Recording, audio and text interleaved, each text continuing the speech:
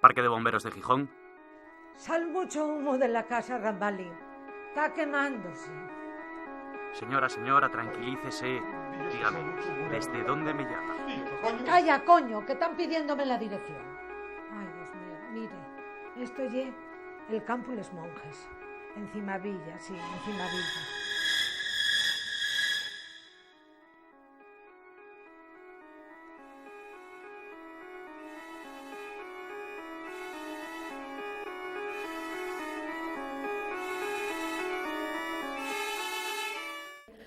Que mataron a Rambal Virgen, que mataron a Rambal y aquello, que mataron a Rambal. Pero fue una cosa llorado y querido, ¿eh? Sí. El funeral fue en la iglesia de San Pedro y había mucha gente, porque la muerte que dieron el prove. Y eso era lo que había, una víctima de homicidio, en este caso asesinato, quemada. Y por ser un provin como era, que era un prove, era de una familia pobrísima, pues joder, no hicieron nada por él. Nadie se movió. La familia que no podía y los otros que no quisieron, ahí quedó impune el asesino. Lo fuimos dejando porque, como el cerco no acababa de estrecharse, entonces fue decayendo poco a poco el interés tanto de la población como de la propia policía. El gran misterio que queda en la ciudad, ¿no?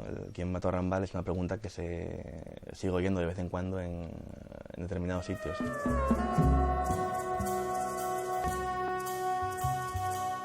¿Quién mató a Rambal? En algunos mentideros de Gijón aún se plantea la incógnita, a veces con bronca y otras entre susurros.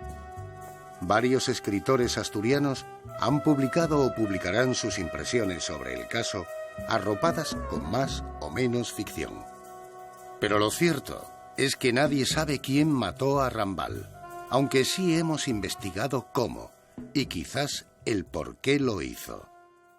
Fue una persona que actuó en la noche, cerciorándose de no ser descubierto, para hacerlo con alevosía. Actuó rápidamente, fue un crimen sangriento y rápido, y desapareció en la noche por donde entró, y eso es la impresión que tuvimos. Una persona probablemente más corpulenta que la víctima, actuó rápido, probablemente premeditado. Había unas heridas que eran cortantes, producidas con arma de mucho filo, y otras que eran punzantes.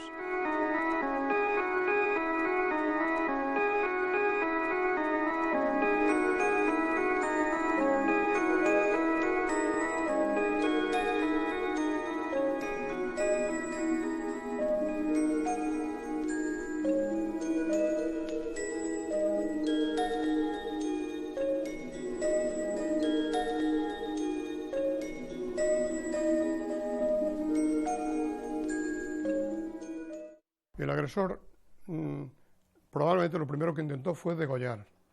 Y en los primeros intentos probablemente no encontró la garganta, que es lo que pretendía, y después, al ver que no tenía mucho éxito, aunque consiguió una herida importante en la parte anterior del cuello y en el paquete vascular en la yugular, enseguida se puso a pinchar para rematar, para consumar el homicidio.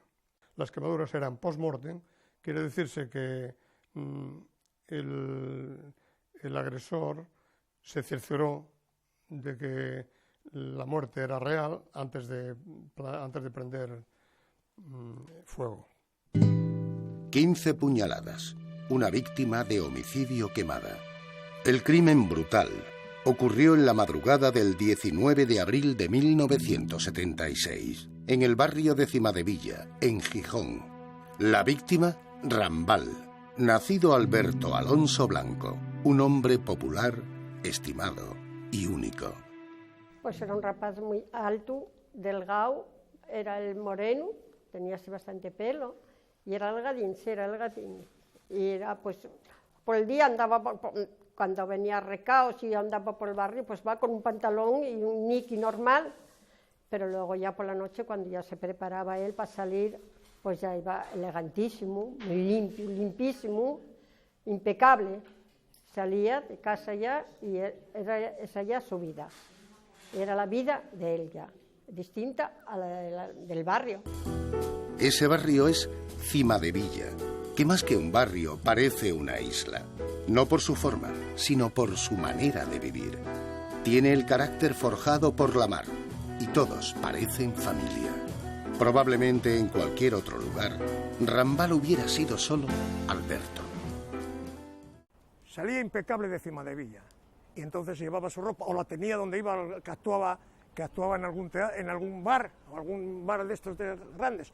Entonces era donde cantaba sus cuplés, porque era amante del cuplé. Entonces viene a trabajar a Gijón una compañía de Enrique Rambal.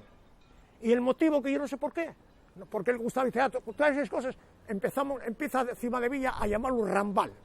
Entonces, como cariño, con cariño, igual que llaman a Pepe Pepín, él empezó a ser Rambalín, y el Rambalín duró más que el Rambal, o sea que comió al Rambal, y era Rambalín. Efectivamente, es el de Rambal. Todo el mundo sabe 3 o 4 cosas, todo el mundo sabe más o menos las circunstancias que rodearon al crimen, pero pocos se ocuparon de conocer a la persona, de ver lo que había detrás.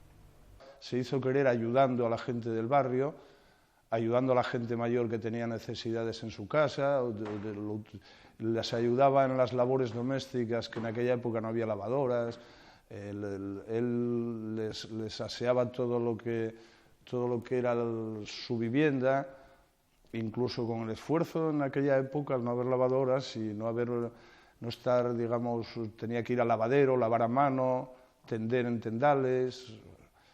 Todo eso lo hacía altruistamente, lo hacía con cariño y posiblemente en algunos sitios donde había posibilidad económica sí recibía retribución, pero en la gran mayoría lo hacía, era un tema social que él llevaba dentro.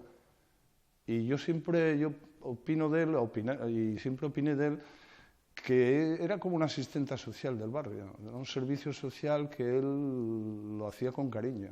Porque hay una dimensión él completa de ONG, hay una dimensión completa e inexplicable de ONG. Una prostituta que necesitaba tal y le llevaba un bocadillo, no sé quién que necesitaba no sé qué más e iba. Era muy querido, sobre todo las personas mayores, que él ayudaba a todos, iba a lavar con ellas y hacía ellos recaos y todo. Era muy bondadoso y muy servicial en todos los aspectos. Yo creo que era una persona religiosa y bastante religiosa. Y creo que era que llega un momento que él estaba convencido de que si haces el bien, recoges el bien. Rambal era un hombre religioso, devoto de las vírgenes de los Remedios y la Soledad, iglesias ambas ubicadas en Cimadevilla. En la celebración más pagana de las fiestas, se organizaban unos desfiles de modelos donde niños, hombres y mujeres se disfrazaban y desfilaban. Pues mira, cuando llegaban las fiestas de la Soledad, pues era el que se disfrazaba de lo que fuera, de cualquier cosa, porque él todo y venía bien, pero en todos los desfiles salía él. Y entonces fuimos ese día al Cine Brisamar y entramos en la confitería que hay enfrente, que se llama, me parece, Confitería Brisamar, todavía se sigue llamando así, y entramos a tomar un café ahí, y había unas mujeres de allí de Cimavilla charlando y tal, y en ese momento entró Rambal, y bueno, empezó a bromear con ellas, como siempre hacía, bueno, pues contándose cosas, y entonces ellos preguntaron, bueno, este año para las fiestas, ¿qué?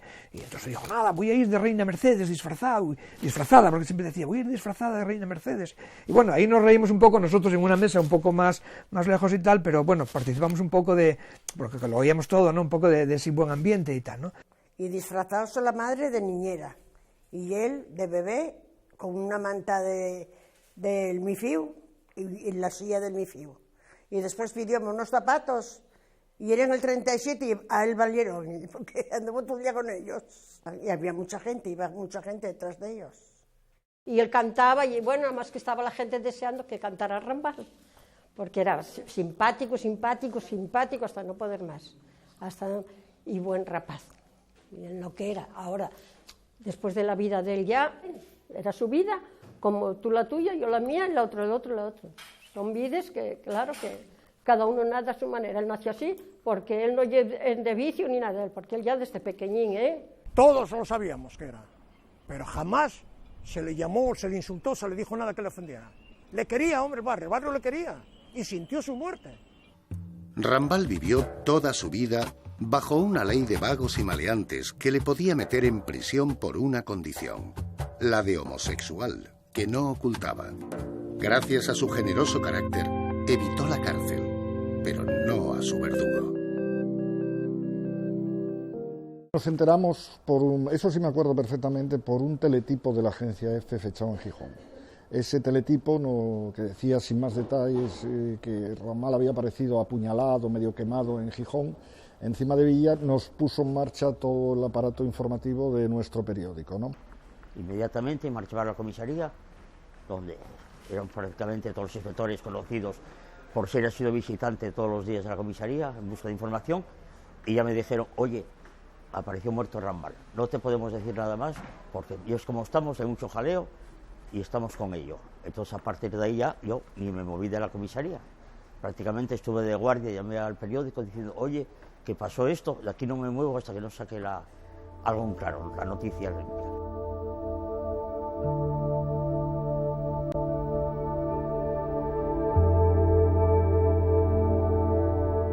Y sí tuvo un entierro que fue uno de los, digamos, de mayor afluencia de gente de los conocidos en Gijón.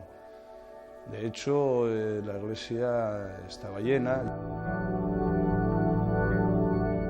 Todo Gijón estaba en San Pedro con ramos de flores, gente llorando, sobre todo las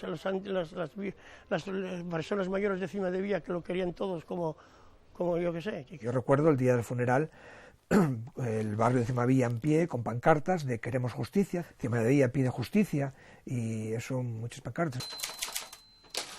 El juzgado número 2 instruye el caso.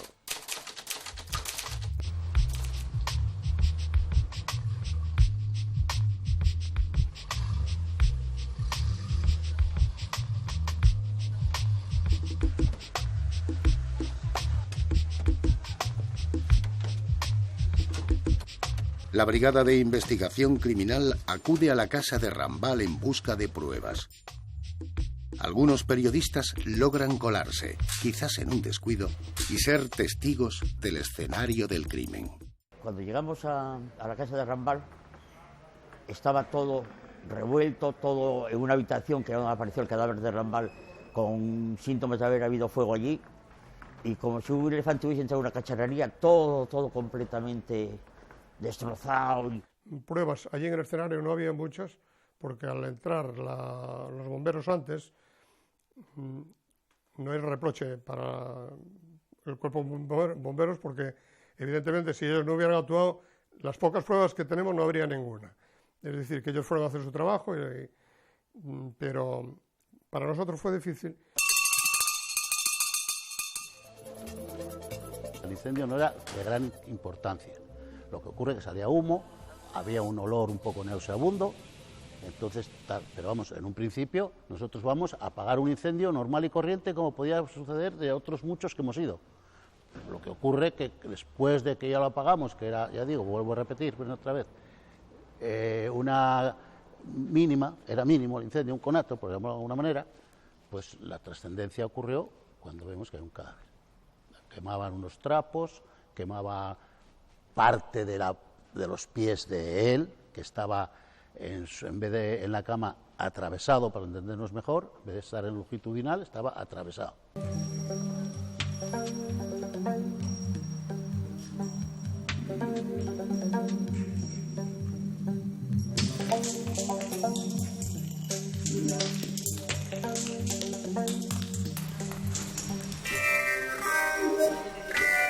El inspector José de Lucas y su equipo reunieron las pocas pruebas que pudieron conseguir en la casa.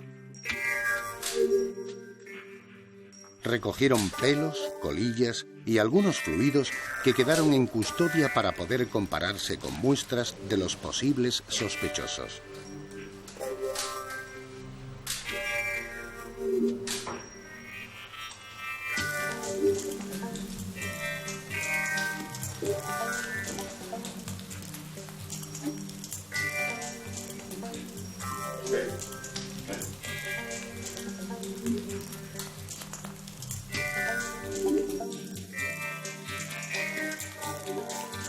una huella parecía prometedora.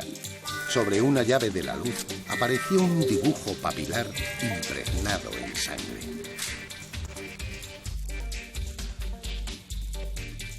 Un grifo abierto y un lavabo encharcado eran la prueba de que el asesino se había lavado las manos tras el crimen, borrando cualquier otra pista.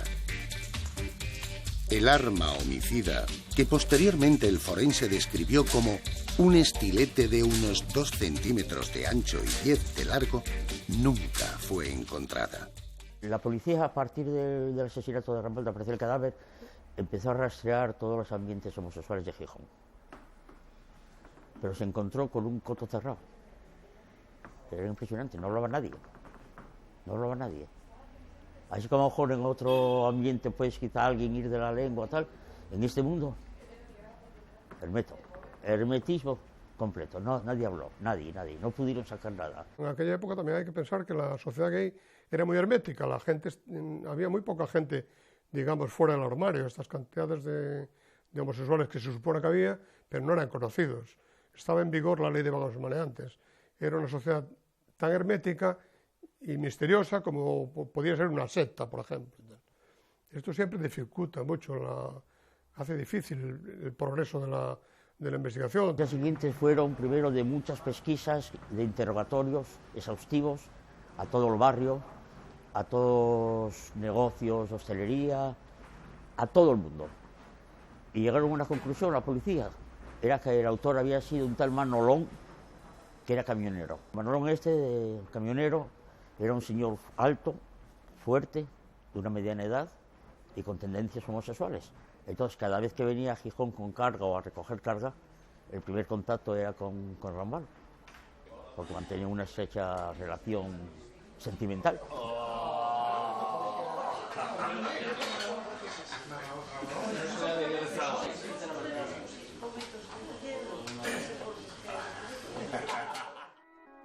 Rambal, el Rambalín querido de Cimadevilla, asesinado violentamente en el 76, se reconocía homosexual y protagonizaba los ambientes nocturnos de Gijón.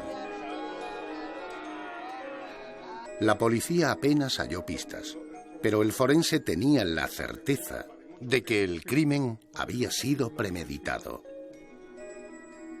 Manolón, el camionero, un amigo especial de la víctima, fue el primer sospechoso. Entonces empezó a poner en marcha la máquina policial de entonces, que no era como ahora que hay estos avances, y lo localizaron en Zaragoza, con el camión. Lo detuvieron, lo interrogaron, pero tenía una coartada para aquella noche. Una coartada que yo no sé qué coartada era.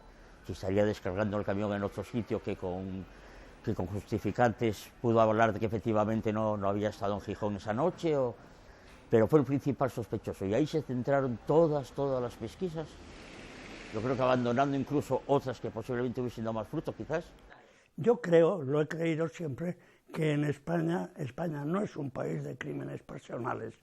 En la larga experiencia, ha cambiado todo mucho, pero en la larga experiencia del caso, pues fueron muy pocos los crímenes pasionales.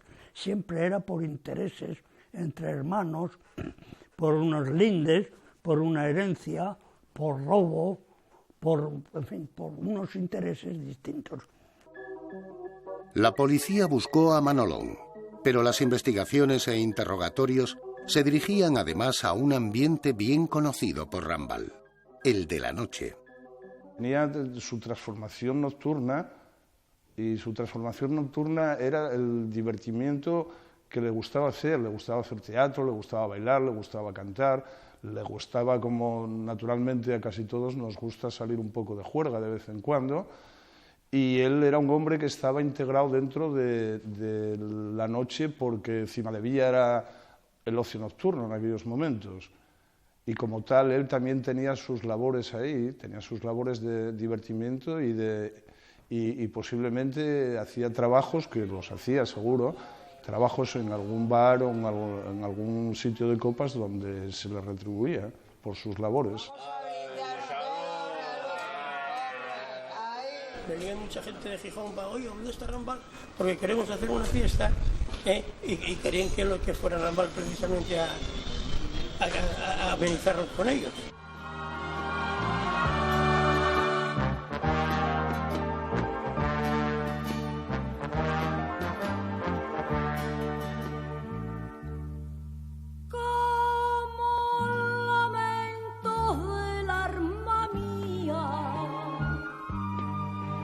Mi suspiro, válgame Dios, fieles testigos de la agonía que va quemando mi corazón. No hay en la noche de mi desventura una estrellita que venga a alumbrar esta senda de eterna amargura que triste y oscura. No sé dónde va esta senda de eterna amargura, que triste y oscura. No sé dónde va. Torre de arena.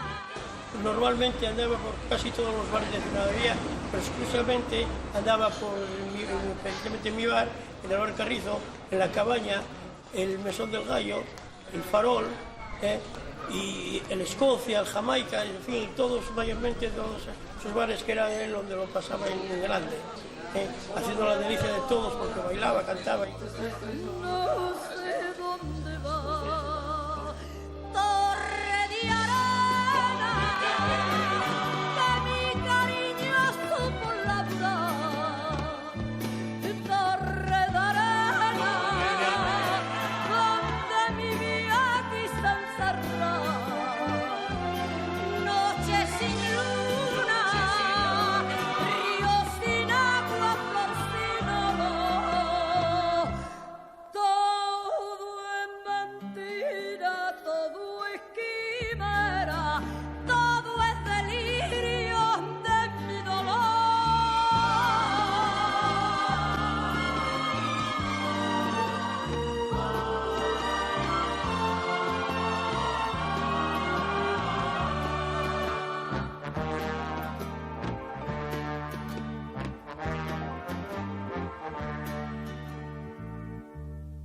Como una flor que deshoja el viento, se va muriendo mi corazón, y poco a poco mi sufrimiento se va llevando todo mi amor. Como una fuente. El ambiente nocturno de Cimadevilla de la época de Rambal, yo creo que era un ambiente sucintamente de libertades, Gijón cumple esta condición espléndida de ciudad marítima, ciudad abierta a todo, ciudad donde nadie está de sobra, y era un ambiente, por supuesto, yo creo que de despendole total. Putas con collares raros, con vestidos raros, con noctámbulos rarísimos y llenos de rumba y de cachondeo y de toros y de bigotones de toros y de palmas y de todo esto, y donde se festejaba un poco la vida, ¿no? Rambal era un personaje adelantado que vivía quizás en algunos casos en compañías dudosas, y probablemente de ahí surgió el crimen. En la noche de Cimadevilla había muchas almas, y Rambal las conocía a todas. Un extraño potaje de oficios, clases y opciones sexuales que se acodaban en la barra del bar para beber leche de pantera.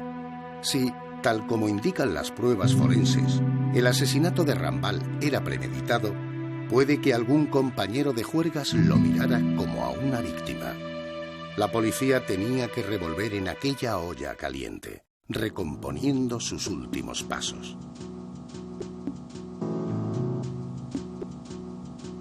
El 18 de abril, Rambal pasa casi toda la tarde jugando a las cartas y bebiendo con un matrimonio y sus 2 hijos.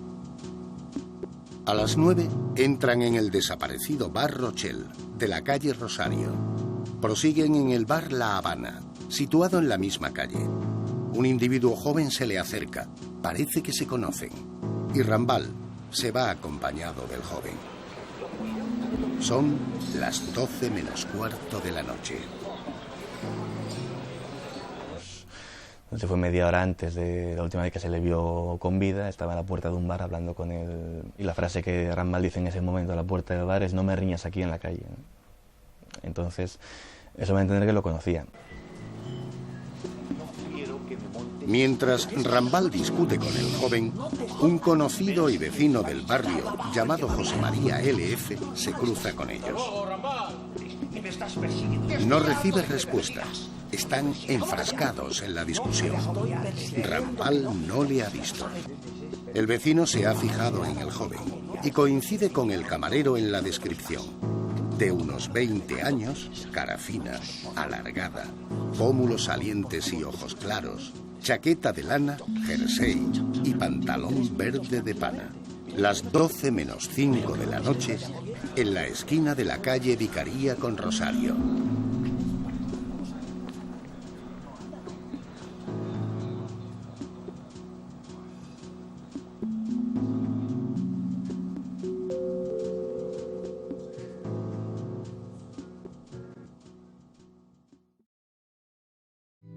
Según los testimonios recogidos, este vecino de Cimadevilla es la última persona que ve con vida a Rambal, a excepción de su asesino. El campo de las Monjas, donde vive Rambal, se encuentra a unos 2 minutos a pie. El forense data la muerte en torno a las 12:15 de la noche. Apenas quedan 20 minutos.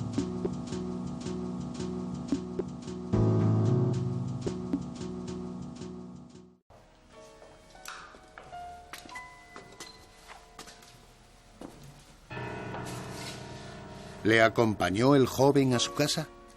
Puede que no, pero jamás volvió a aparecer por el barrio.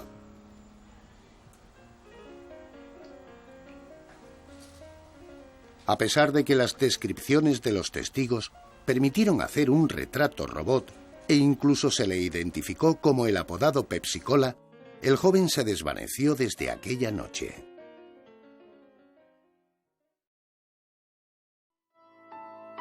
Si Rambal se fue solo a casa, la otra hipótesis verosímil es que él mismo abriera la puerta a su asesino. Y el que fue a picar, conociólo, porque si no lo conoce, él no abre. No abre, abrió y costó la vida. El informe policial cita: a juicio de los funcionarios que intervinieron en el hecho, el agresor era conocido de la víctima, ya que o bien entraron o bien abrió, porque la habitación estaba en perfecto orden. Se veía que era una casa muy limpia, e incluso sobre el fuego de la cocina tenía una tartera con patatines con carne. Entonces debe ser que primero iban a tener una relación, Rambal con el presunto asesino, y luego iban a cenar. Por lo que sea, se trastocaron todos los planes, la carne con los patatines quedó en la cocina y Rambal, pues, fallecido. La sorpresa está claro, porque se ve eso, lo dice la autopsia. El cadáver habla, eso es evidente. Este hombre fue sorprendido, o bien en el borde de la cama, o echado, fue sorprendido por una persona que se le situó encima, probablemente de más peso, que no era una persona menuda, y inmediatamente comenzó la agresión. Apareció que había bebido, tenía una cantidad importante de alcohol en el estómago, con alimentos en semidigestión.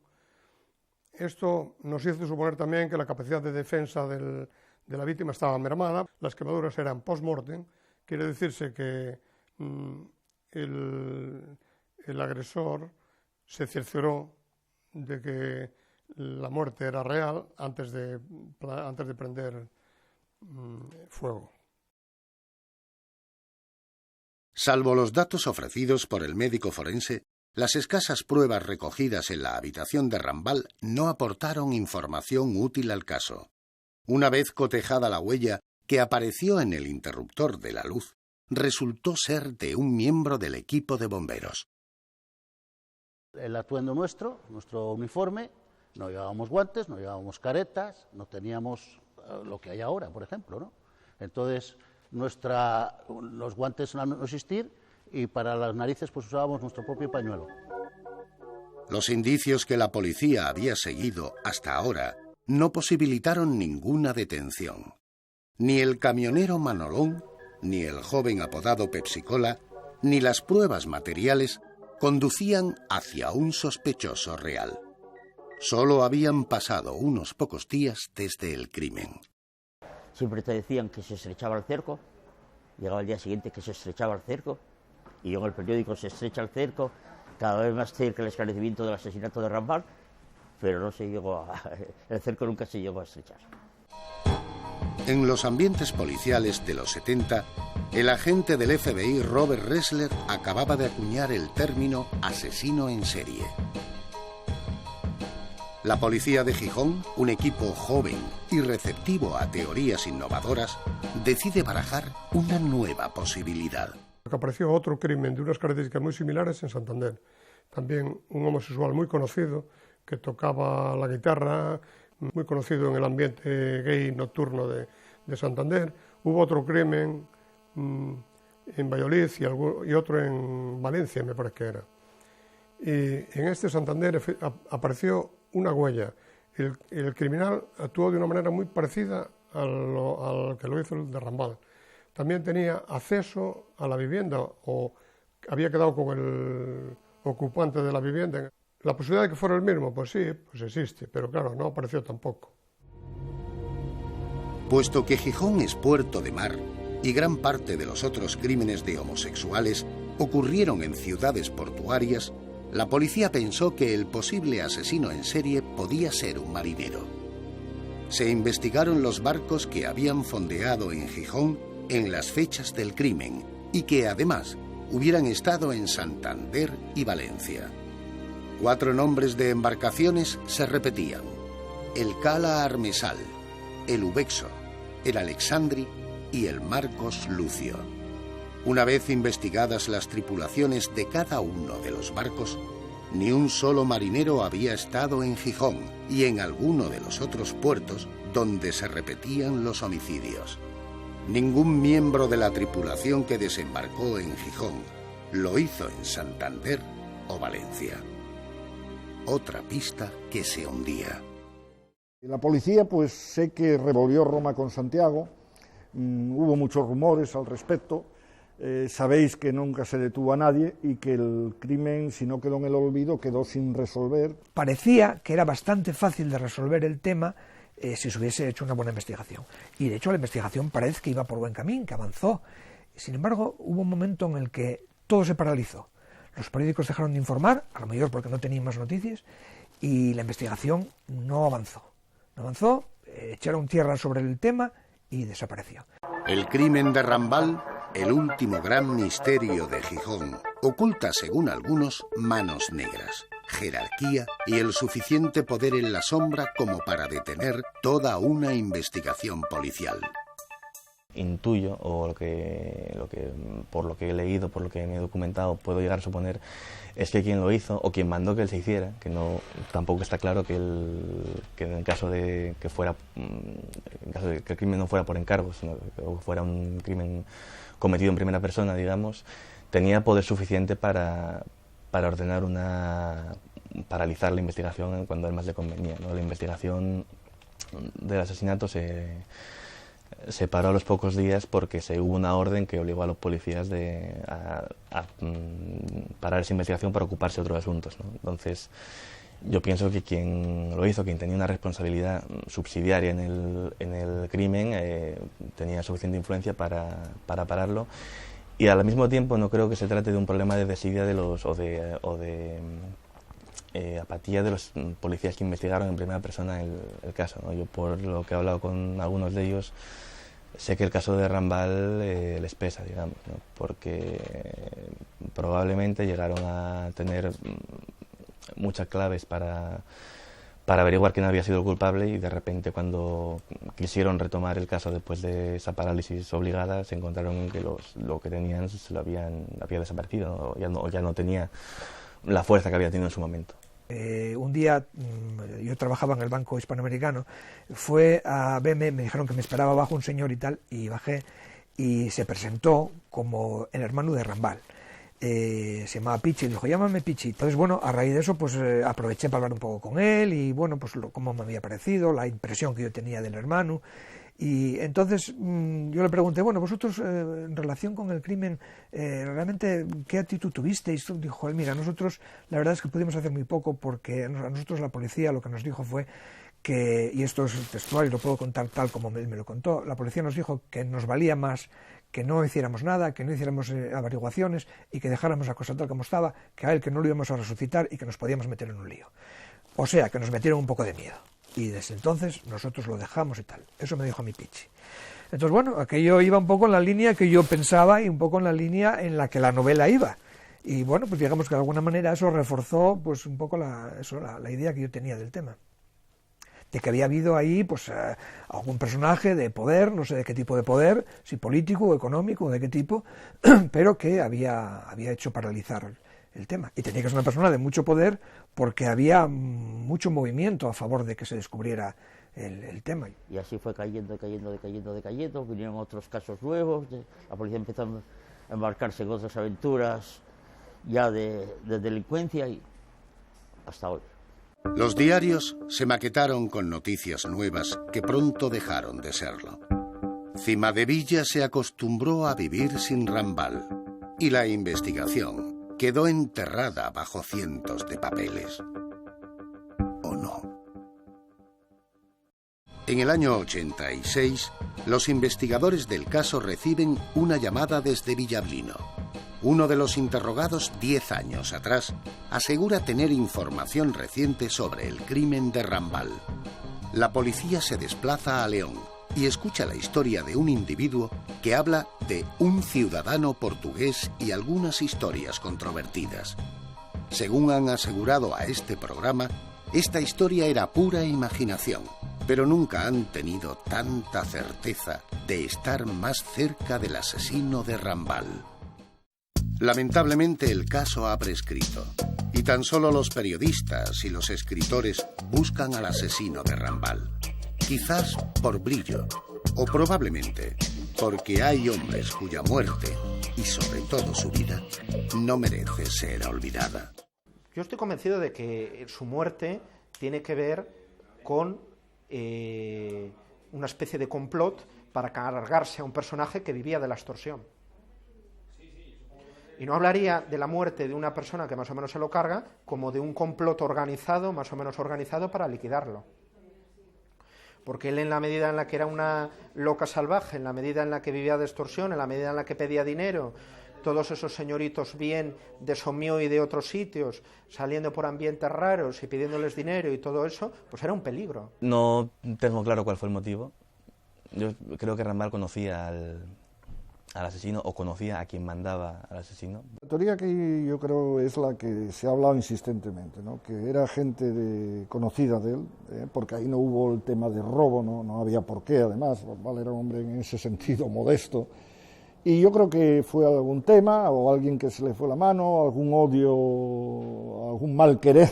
Y en este asunto de los homosexuales había con frecuencia, no fue el pobre Rambal, no había sido el único, y solían ser crímenes por interés, quiere decirse por interés, por despojarles, les chantajeaban, caían con más frecuencia que otras personas en manos de desaprensivos y gente que se aprovechaba, sobre todo si eran hombres mayores como aquel pobre Rambal. Algo de chantaje, que Rambal, incluso con un momento de intimidad en la cama, pues dijo que, y la otra persona prefirió poner fin a la vida de Alberto, que se llamaba Rambal, antes de que trascendiese sus relaciones. Y era una persona o conocida o medio conocida en cualquier ambiente gijonés, y antes de que saliese a la luz ese escándalo, pues prefirió terminar con la vida de Rambal. La idea generalizada, y la mía también, es que fue algo relacionado con el tema de la homosexualidad de Rambal. Es decir, pues alguna persona, a lo mejor influyente, pues que tuvo miedo de que dijeran que había estado con él, que se chivara o algo. Eso fue la hipótesis que más o menos se extendió por Sisson. Sí, Rambal es un mito. Es más que por la forma en la que murió, más que porque el crimen no se haya resuelto, más que por cualquier historia de esas, es porque de alguna manera simboliza ese espíritu de la ciudad que fue y que ya no volvió a ser después de él, ¿no? Esa ciudad, o esa cima de Villa, ese núcleo más abierto, con un punto canalla, pero a la vez entrañable. Todo eso poco a poco fue desapareciendo a partir del 76. Sí, a partir del 76, de años para acá, pues Cimadevilla fue remodelándose y es un barrio precioso y estupendo, pero ha perdido el encanto que tenía. Aquel encanto yo lo calificaría de bohemio, ¿no? Aquel encanto bohemio desapareció. Puede que sea cierto que con la muerte de Rambal, Cimadevilla empezó a morir también. Pero como todos los fuertes de carácter, sabe lamerse las heridas.